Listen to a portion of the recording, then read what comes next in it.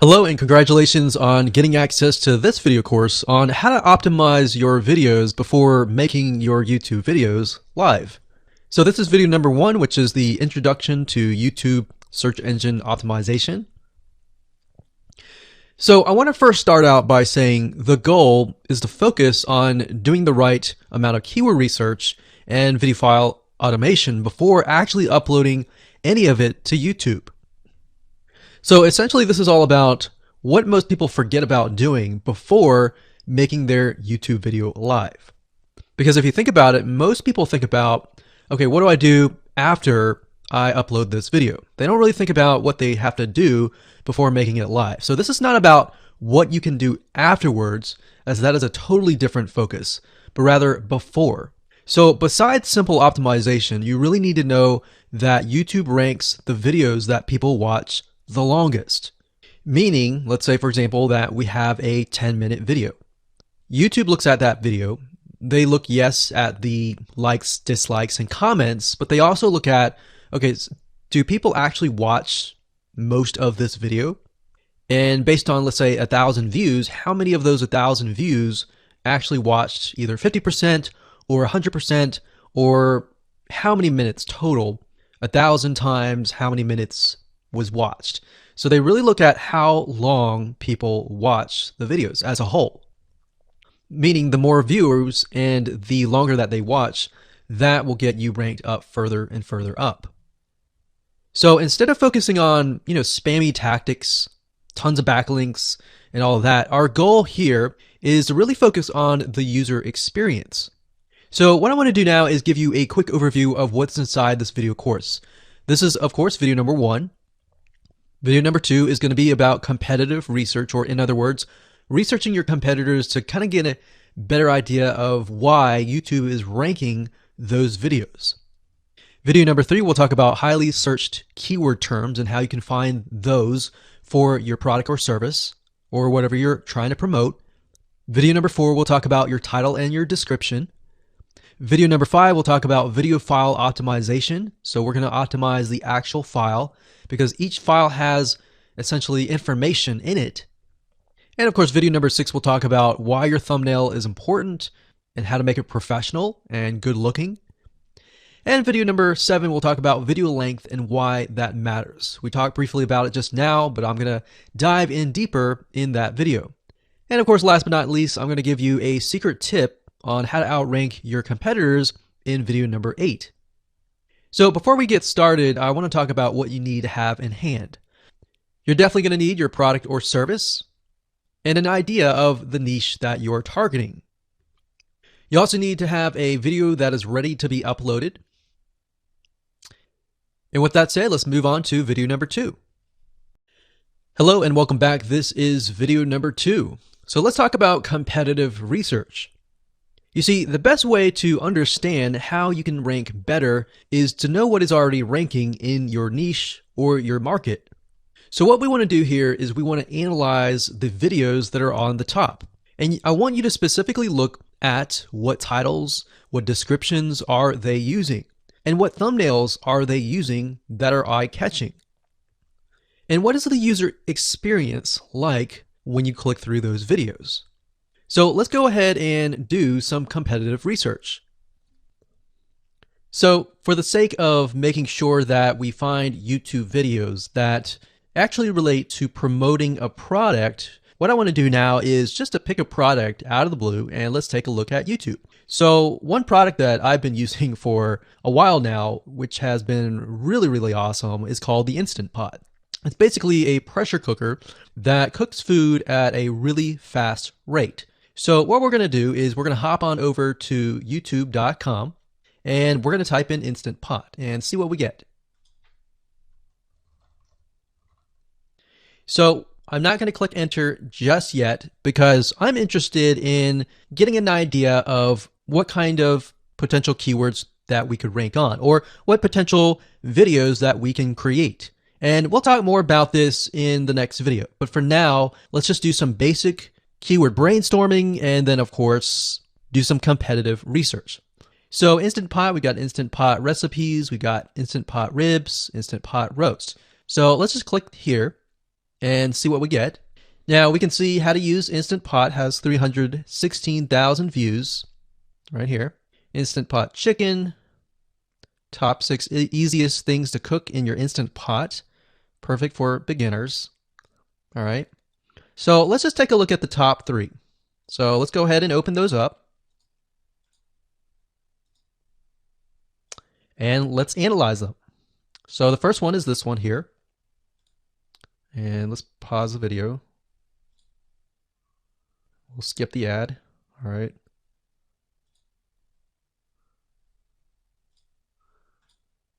Okay, so how to use the Instant Pot 101 for beginners. So if we think about the type of audience that the Instant Pot attracts, it attracts somebody who has a busy life, who may be a beginner at cooking and just wants a quick and easy meal done fast. So we can see that. So one thing that I like to do is I like to copy the titles to Notepad. Just kind of get an idea of what we're dealing with. So that's the title. Looks like she's promoting an Amazon affiliate link. We can see that here, Amazon.to. We've got Instant Pot hacks, Instant Pot yogurt, and all that. So what she's doing, it's very funny, but she may not realize she's doing this, but what she's using is a method called siloing. And she's basically telling YouTube, hey, not only do I have this video on Instant Pot, I've got Instant Pot hacks, yogurt, recipes, and other recipes. So let's just copy that in here. So that's video number 1. So we're going to rank it from video 1, video 2, and video 3. Let's scroll down a bit. We've got 373 comments. I will say when it comes to YouTube, they're looking for engagement. So comments is good, likes are good, even dislikes are good as well. Even though dislikes are bad from a human standpoint, it tells YouTube that there is engagement. All right. So sometimes we're going to be able to view, you can't do it here, but sometimes you'll actually be able to view more data. But for now, you can't hear. Now, we can actually dig deeper if we want to. So let's just take a look at Natural Brittany's YouTube channel. Because when you're doing competitive research on YouTube, it's not just that particular video. It's actually the whole YouTube channel as a whole, the authority that that channel holds. So she has 116,000 subscribers. Click on the videos.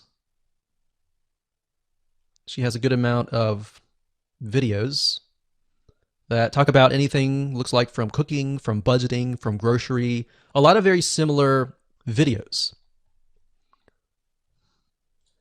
So let's scroll down. And now let's go ahead and take a look at the second highest ranking video. So if we go back over to here, and this is the Instant Pot Chicken Cook With Me, meal planning, meal prepping, Sunday setup. So let's go here, take a look.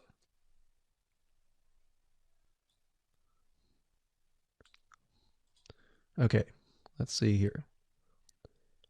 So it's a 20-minute video, all right?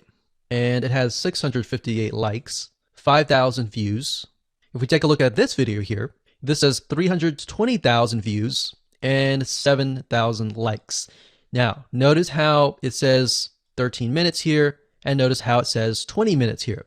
We'll go back to this later on. All right, so we'll talk more about why a certain amount of time of your video is important, why the timing is important. And why is it that this lady has only 5,000 views, whereas the other lady has 300,000, and this lady is ranked right below that lady? All right. So why is that important? And why does that correlate to the time? So we'll talk more about that later on. But for now, let's just do competitive research. We're not trying to figure things out right now and go from there. So if we take a look at the description, it says cook with me as I try a new recipe with Instant Pot. So the description contains the keyword Sunday setup.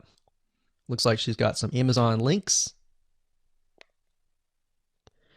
And if we think about Instant Pot, who could it be targeting? All right. So this lady calls out people who are trying to prep on Sunday. So if we can get an idea of who it's targeting mothers, it's targeting people who are busy, who maybe only have time on Sundays to set things up. And chicken is a common thing. So maybe she's getting a lot of clicks. We don't know exactly. But we know that the headline and the description work together and getting clicks. All right, back over here. This is the third one. So let's take a look at this one. So this one is 8 minutes but it has a lot more views than those other two videos. But it's shorter. It's shorter, but it has a longer amount of views, and it's third. It's got 11,000 likes and 633 dislikes. If we scroll down, we can see that it has more comments than the first one. So why is it that the first one is number one and this one is the third one and it has more views and more comments? Well, we don't know exactly why, but I have a hunch as to why that is, which we'll talk more about ranking and what Google and YouTube is looking for later down the road. So that's that. Let's just copy that title. And I'm going to go ahead and pause this video and we'll copy and paste that information to the notepad. Okay, so I went ahead and copy and paste the information. So this is video 1, this is video 2, and this is video 3 down below. So let me make this bigger. So we have this information. So as we're kind of analyzing the competitor, we want to save this for later, but can you kind of see a similarity here? So this is calling out the target audience. This is calling out the people who are busy essentially. And top 6 ways, top X ways, top certain number ways is always a good title. So perfect for beginners. So if you can imagine, we already see that this title has beginners. This one's calling out perfect for beginners. And this one essentially is calling out people who are busy. So it's a target audience. So that's key. So having this in hand gives you a better idea on what potential titles and descriptions that you can have. Now you can do some deeper dive competitive research using specific tools. And one specific tool is called Social Blade. So that's socialblade.com, as you can see here. And I like to use this to kind of get a better idea of the YouTube channel as a whole. Because what you're trying to figure out is, did this person rank because their channel as a whole has a lot of traffic? Or did this person rank simply because of the titles and the description? So there's many factors that come involved, but let's take a look at Naturally Brittany. So let's go ahead and copy this. And you basically want to come here and type in the username of the YouTube channel. So we'll go ahead and click this here. Okay, so we can see here that this is Naturally Brittany, 116,000 subscribers. She's got 19 million video views. So that kind of gives us an idea of how easy it is to break through. Is it easy? Is it going to take a little bit work or what? So let's just go ahead and open her up and let's do the same thing with the other videos. So this one is marriage and motherhood. We got that here. So she has 7 million video views. So it's about half of what we saw earlier. And this one is called Six Sisters Stuff. And this one has about 9 million video views. So right off the bat, we can see that if we were to rank on the keyword Instant Pot, it's going to take a lot to break through. But the way we can break through is by using essentially subcategories of that keyword. So Instant Pot recipes or Instant Pot chicken recipe, stuff like that. So we can see that each one of these has about 100 to 200,000 subscribers. So you're going to have to be competing against that. Now, obviously, if you have a good size YouTube channel, that will usually mean that you can break through fairly easily. But if you're just starting out, then breaking through on that keyword is going to be a little bit more difficult. So the next question is, what keywords should you use? And we'll discuss that in the next video.